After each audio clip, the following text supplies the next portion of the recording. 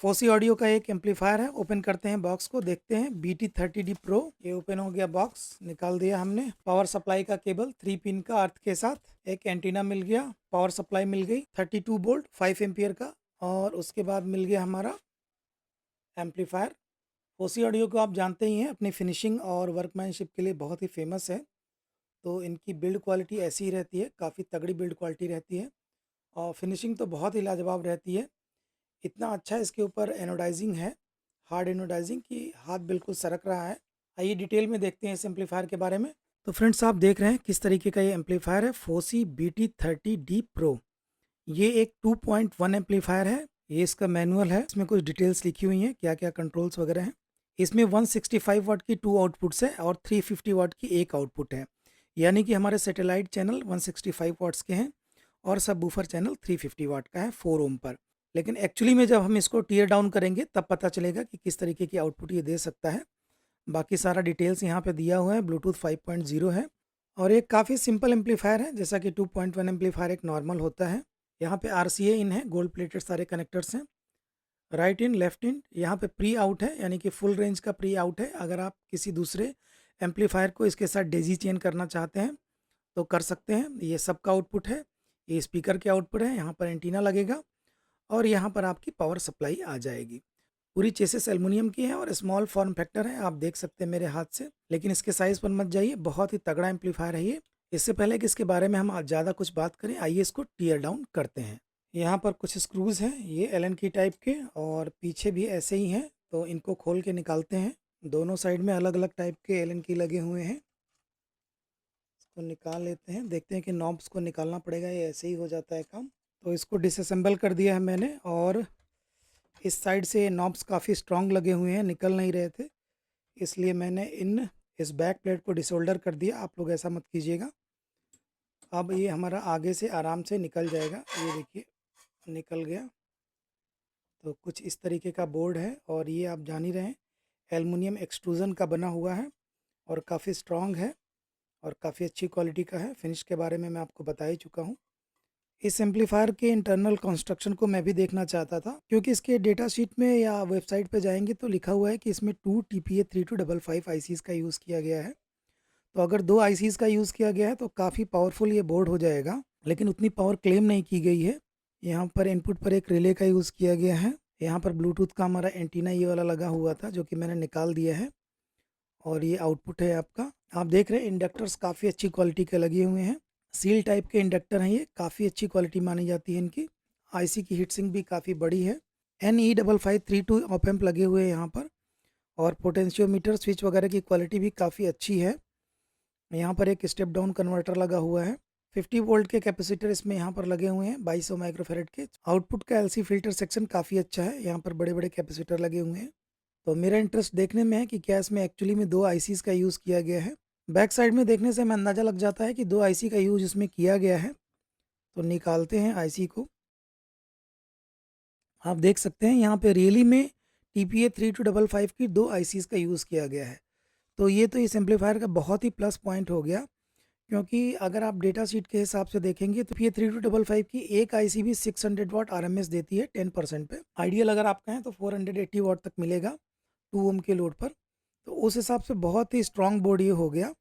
लेकिन इन सब बोर्ड में जो पावर सप्लाई का इनपुट है, ये मुझे समझ में नहीं आता है, क्योंकि ये वैसे तो काफ़ी तगड़ा ये कनेक्टर लगाया हुआ है इन्होंने।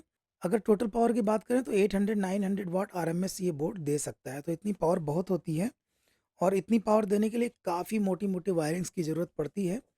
लेकिन खैर, इन्होंने क्लेम भी नहीं किया है। मैं बस इतना बता रहा हूँ कि इतनी पावर ली जा सकती है इस बोर्ड से, लेकिन ऐसा रिकमेंडेड नहीं है। जितना रिकमेंडेड इसकी पावर सप्लाई है और जितना रिकमेंडेड इसका लोड है, वही लोड आप यूज़ करें। मैं बात कर रहा था आईसी की कैपेबिलिटीज़ के बारे में। सिंस 2 आईसी यूज़ की गई है, इसलिए इसकी कैपेसिटी बहुत ही ज़्यादा बढ़ जाती है। बोर्ड की क्वालिटी डिसेंट है। तो ज़्यादा कुछ खास इस बोर्ड में है नहीं, क्योंकि इसमें कनेक्टिविटी ऑप्शंस बहुत ज़्यादा नहीं है। यहाँ पर एक छोटा सा रिले दिया हुआ है, यानी कि जब आप RCA यूज़ करेंगे तो ब्लूटूथ बाईपास हो जाएगा। कोई भी आपको ब्लूटूथ आईसी के थ्रू सिग्नल नहीं जाएगा, यानी कि नॉइज़ आपको ब्लूटूथ वाली कोई भी इसमें ऐड नहीं होगी। वैसे भी इसमें ब्लूटूथ की कोई भी नॉइज़ नहीं है। केयरफुली अब हम इसे फिर से लगा देते हैं इसकी पोजीशन पर। मेरे ख्याल से इंटरनेट पर अभी तक कोई वीडियो ऐसा नहीं है जिसमें इसका इंटरनल दिखाया गया है, और ख़ास तौर से हिंदी में तो नहीं ही होगा। तो आपके लिए मैंने इसका इंटरनल दिखा दिया। अब मैं इसको फिर से असेंबल करता हूँ।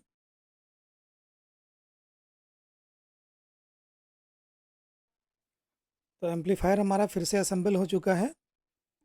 ये पावर सप्लाई इसके लिए इनफ नहीं है, इसको तो बहुत ही तगड़ी पावर सप्लाई चाहिए, जिस हिसाब से इसके अंदर 2 आईसीज़ लगी हैं, लेकिन कंपनी यही वाली पावर सप्लाई साथ में देती है। मेरे ख्याल से इसमें 45 से लेके 48 वोल्ट तक की पावर सप्लाई अगर आप लगाएंगे काफ़ी अच्छा ही काम करेगा।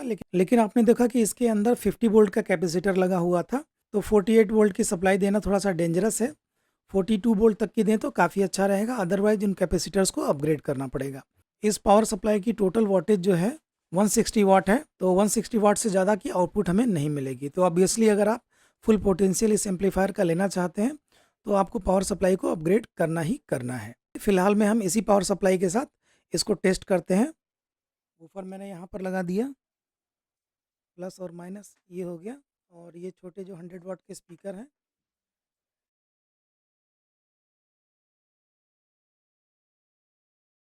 ओसी ऑडियो 30D प्रो यहाँ पर आ रहा है, तो क्लिक करते हैं। क्लिक करते ही हमारी लाइट जो यहाँ पर आ रही है इसका कलर चेंज हो जाएगा। देखिए ब्लू कलर की हमारी लाइट हो गई, और ये SBC ऑडियो कोडेक को सपोर्ट करता है और किसी ऑडियो कोडेक को सपोर्ट नहीं करता है। तो आइए अब ऑडियो टेस्ट करते हैं। अपने हेडफोन वगैरह लगा लीजिए ताकि अच्छे तरीके से आप समझ पाएँ कि इस एम्पलीफायर की ऑडियो परफॉर्मेंस कैसी है। सारे कंट्रोल ज़ीरो हैं। ट्रिबल, बेस मिड पोजीशन में,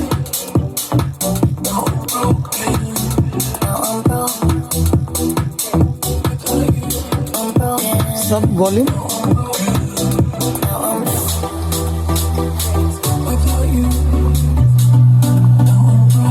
सब फ्रीक्वेंसी,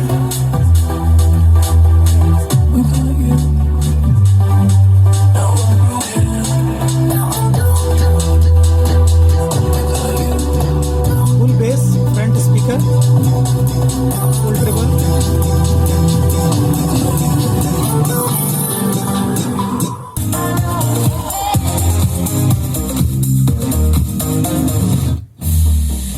बेस चैनल का इफेक्ट आ जा रहा है यहाँ पर।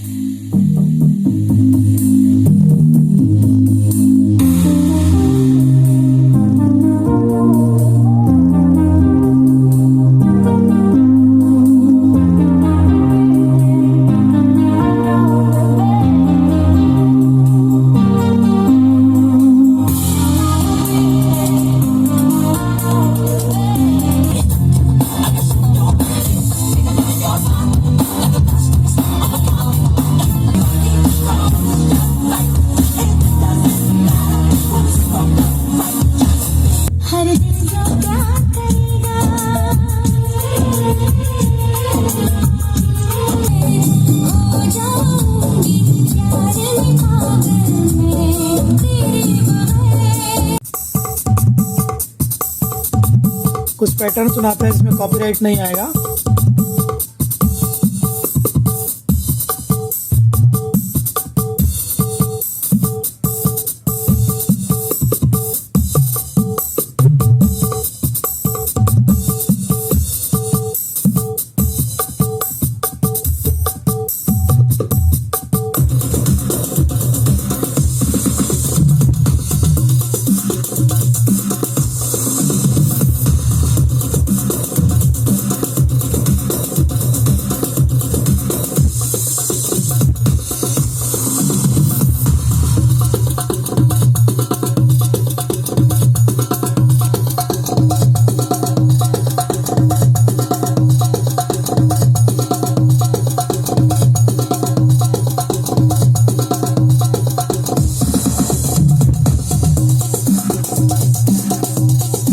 काफ़ी अच्छे तरीके से ये काम कर रहा है।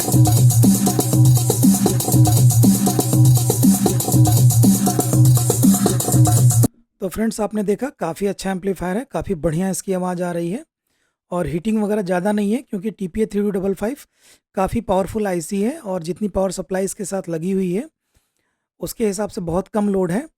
और इस तरह का एम्पलीफायर जो है आपके टावर स्पीकर हैं, क्योंकि 4 ओम और 2 ओम पर इसका फुल पावर निकल के आता है। और नॉर्मली जो हम घर में यूज़ करते हैं वो 8 ओम का स्पीकर होता है। इसलिए टावर स्पीकर वगैरह के साथ अगर आप इसे यूज़ करते हैं तो इसका फुल पोटेंशियल आप ले सकते हैं। मेरे ख्याल से अगर इसको प्रॉपर पावर सप्लाई के साथ यूज़ किया जाए तो काफ़ी बड़े-बड़े स्पीकर्स को ये हैंडल कर सकता है। मेरे पास भी जो स्पीकर थे उनको काफ़ी अच्छे तरीके से ड्राइव कर रहा था। ऑडियो क्वालिटी में कहीं कोई कॉम्प्रोमाइज़ नहीं है, बेहतरीन ऑडियो है। बहुत ही अच्छी ऑडियो है, बिल्कुल नीट एंड क्लीन, कोई भी थंपिंग नहीं है, कोई भी एक्सेस बेस ट्रिबल नहीं है, लेकिन सैटिस्फैक्टरी लेवल का बेस ट्रिबल है। मैं कम नहीं कहूँगा, जिन्हें ज़्यादा बेस और ट्रिबल पसंद है उन्हें भी ये एम्पलीफायर पसंद आएगा। तो काफ़ी अच्छा एम्पलीफायर है। हीटिंग वगैरह कुछ नहीं है, एल्युमिनियम की बॉडी है तो पूरे हीट को ये एब्जॉर्ब कर लेता है। करंटली ये अमेजन इंडिया पर अवेलेबल है, इसका लिंक मैं आपको दे दूंगा। अगर आप खरीदना चाहें तो वहाँ से खरीद सकते हैं। अभी फेस्टिवल ऑफर चल रहा है, कुछ ना कुछ ऑफर होगा, आपको ठीक प्राइस में मिल जाएगा। स्क्रीन पर आपको इसका करंट प्राइस दिख रहा होगा। तो अगर आप घर में एक बहुत पावरफुल 2.1 ऑडियो सिस्टम लगाना चाहते हैं तो इस एम्पलीफायर को यूज़ कर सकते हैं। या अगर आपके पास 2.1 के स्पीकर ज़्यादा पावर के, ऐसे छोटे स्पीकर नहीं, कम से कम 100 प्लस 100 वाट का लेफ्ट राइट और 200 वाट का सबवूफर है, तो इसके साथ बहुत अच्छा कॉम्बिनेशन उसका रहेगा। ये एक बहुत ही कैपेबल एम्पलीफायर है। इसके साथ अगर आप एक तगड़ी स्ट्रॉन्ग पावर सप्लाई यूज़ करते हैं, इसके फुल पोटेंशियल को यूज़ करने के लिए 20 एम्पियर की पावर सप्लाई चाहिए होगी। उसमें आपको इन्वेस्ट करना पड़ेगा, तब आप इसके पूरे पावर का फ़ायदा उठा सकते हैं। फिट और फिनिश तो इसकी बहुत ही बेहतरीन है। अभी आते हैं कि इसके साथ नेगेटिव पॉइंट क्या है। तो नेगेटिव पॉइंट इसके कुछ हैं जो मैं बताना चाहूँगा। पहली बात तो इसके साथ जो पावर सप्लाई दी गई है वो बिल्कुल ही सूटेबल नहीं है, क्योंकि सिर्फ 160 वाट की पावर सप्लाई है और कहाँ ये एम्पलीफायर जो है लगभग 800-900 वाट देने के काबिल है। मे भी शायद फोसी ऑडियो ने इसको प्रो मॉडल का नाम इसीलिए दिया है, क्योंकि प्रॉपर सप्लाई के साथ आप इससे प्रोफेशनल स्पीकर भी ड्राइव कर सकते हैं। दूसरी प्रॉब्लम इसके साथ है कनेक्टिविटी ऑप्शंस। तो कनेक्टिविटी ऑप्शन इसमें बहुत ज़्यादा नहीं है, सिर्फ RCA और ब्लूटूथ है। ब्लूटूथ भी जो है वो SBC को सपोर्ट करता है, कोई एडवांस कोडेक को सपोर्ट नहीं करता है। तो मेरे ख्याल से कंपनी को बनाने का ये इरादा होगा कि किसी प्री एम्प के साथ इस एम्प को हम कंबाइन करेंगे, लेकिन RCA के साथ अगर आप सुनेंगे तो बहुत ही बेहतरीन ऑडियो इसकी आती है। ब्लूटूथ 5.0 है तो ब्लूटूथ में भी ऑडियो अच्छी आती है, लेकिन इसके साथ अगर ऑप्टिकल, कोएक्सियल, USB इस तरीके के इनपुट ऑप्शंस होते तो ज़्यादा बेटर होता। इसके 0.1 चैनल के बारे में एक बहुत ही इंपॉर्टेंट इन्फॉर्मेशन आपको बताना चाहूँगा कि देखिए ये सब फ्रीक्वेंसी है, ये सब वॉल्यूम है, लेकिन ये प्रॉब्लम ज़्यादातर एम्पलीफायर्स में आ रही है कि जो बिल्कुल लो फ्रीक्वेंसी होती है, मुझे इसका फ्रीक्वेंसी रेंज पता नहीं है, जो भी हो 40 हर्ट्ज से लेकर 150 हर्ट्ज तक होना चाहिए। तो जब बिल्कुल लो फ्रीक्वेंसी होती है तो इस 0.1 चैनल का गेन बिल्कुल ही कम होता है, लगभग ना के बराबर गेन है। आप फुल भी कर देंगे तो बिल्कुल कम फ्रीक्वेंसी पर गेन ज़्यादा नहीं आएगा। जैसे जैसे आप फ्रीक्वेंसी को इंक्रीज़ करेंगे गेन बढ़ता चला जाएगा और लगभग 20 के बाद आपका गेन इनफ आ जाता है। कोई भी कंपनी जो सबवूफर फ्रीक्वेंसी कंट्रोल वाले एम्पलीफायर बना रही हैं, उनके साथ ये प्रॉब्लम है, इनको अलग से कोई प्रीसेट देना चाहिए जहाँ से अल्ट्रा लो फ्रीक्वेंसी के रीजन में यानी कि 100 हर्ट्ज से नीचे हम अपने गेन को और भी बढ़ा सकें। यहाँ कुछ प्रीसेट वगैरह अगर दिया है तो ज़्यादा बेटर रहेगा। बाकी ऑडियो क्वालिटी से कोई भी प्रॉब्लम नहीं है। इसका left right channel full range में बहुत ही बेहतरीन है और सिंस इसमें सब वॉल्यूम दिया हुआ है तो अगर आपके पास वूफर नहीं है तो इसको जीरो करके आप सिर्फ लेफ्ट राइट चैनल को भी यूज़ कर सकते हैं। बाद में वूफर या सब वूफर इसके साथ अटैच कर सकते हैं। ऐसा जरूरी नहीं है कि आप इस एम्पलीफायर को खरीदें तो आपको तुरंत ही सब वूफर का चैनल लगाना पड़ेगा। सबसे बड़ा इसका प्लस पॉइंट जो मैंने पाया है कि इसमें 2 TPA 3255 ICs यूज़ की गई हैं, जो कि बहुत ज़्यादा पावर प्रोवाइड कर सकती हैं। यहाँ पर एक और बात बताता चलूँ, आजकल एक ट्रेंड चला है कि पूरा एम्पलीफायर ही सील्ड हो रहा है। तो सील्ड होने से फ़ायदा क्या होता है कि डस्ट तो अंदर नहीं जाती है, हमें फ़ायदा होता है, एम्पलीफायर में कंप्लेन भी कम आती है। लेकिन इसकी प्रॉब्लम ये है कि एम्पलीफायर में वेंटिलेशन नहीं होता है, तो पूरा कैबिनेट थोड़ा हमें गर्म सा महसूस होता है। लेकिन काफ़ी कंपनीज़ ने इसका इनोवेटिव तरीका लगाया है, आईसीज़ को डायरेक्टली उन्होंने बाहर के कैबिनेट के साथ अटैच कर दिया है, तो हीट डिसिपिएशन काफ़ी अच्छा होता है। इसमें अगर वेंटिलेशन होता तो थोड़ा और ज़्यादा बेटर होता, क्योंकि काफ़ी पावरफुल ये एम्पलीफायर है। तो उम्मीद है दोस्तों कि आपको ये वीडियो रिव्यू पसंद आया होगा एम्पलीफायर्स के बारे में। आगे भी डू इट योरसेल्फ के और रिव्यू वीडियोज़ आते रहेंगे। इसी के साथ अगले वीडियो तक के लिए okay, tata and bye friends.